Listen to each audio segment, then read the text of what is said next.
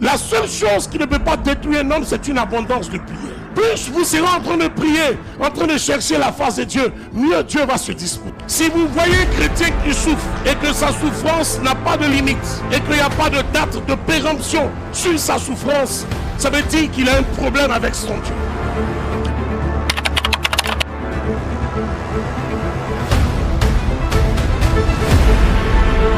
Peu importe les circonstances, peu importe le moment, peu importe la façon, quelqu'un dit Dieu me bénira cette année. Comment les gens sauront que Dieu est avec vous? Comment ta famille va savoir que Dieu est avec toi? Comment tes amis vont confesser le Dieu que tu pries si tu ne portes pas de fruits? Si tu n'as rien pour prouver que tu es un enfant du royaume? Comment sauront-ils que Dieu marche avec toi? C'est lorsqu'ils verront les fruits. Lorsqu'ils vont voir qu'au travers de toi, Dieu fait des choses extraordinaires. Mais pour faire venir cette bénédiction de Dieu, il y a quelque chose que tu dois faire.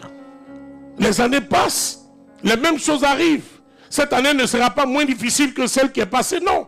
Elle arrive aussi avec son lot de casseroles, de problèmes, de situations difficiles, de complications, de risques, de pièges, de complots. Cette année vient parce que quand on vous annonce qu'une année arrive avec un temps nouveau, le diable cherche aussi de nouveaux pièges. Il faut qu'il actualise ses persécutions. Ne pensez pas que 2025 sera une année comme un fleuve tranquille. Non. Quand Dieu te donne une révélation d'élévation, toutes les tentations se positionnent pour t'attendre. Parce que leur problème, c'est que Dieu doit échouer. Or, Dieu n'échoue pas. Alléluia. Ça veut dire, si je me conforme à la parole de Dieu, si je me lève et que je fais le sacrifice, comme je l'ai dit dans les 3 jours de séminaire, la première clé c'était quoi? La décision. La seconde clé c'était le sacrifice.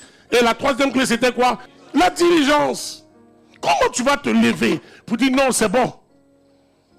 Ma souffrance a trop duré. À un moment donné, on peut être esclave, ça c'est normal. Mais à un moment donné, il faut sortir de l'esclavage. Est-ce que je parle à quelqu'un? Il faut que tu sortes de l'esclavage. Il y a des gens qui vivent dans une bulle, dans un cocon. Ils vivent dans quelque chose. Eux seuls sont maîtres de cette chose. Ils se plaisent à vivre dans ce rayon. Pour eux, c'est bon. Non, moi, je ne suis pas satisfait. Parce que je veux les choses en excès. Que tes ennemis cette année. Que tes ennemis cette année. Je parle à quelqu'un qui a la foi. Je parle à une femme qui a la foi.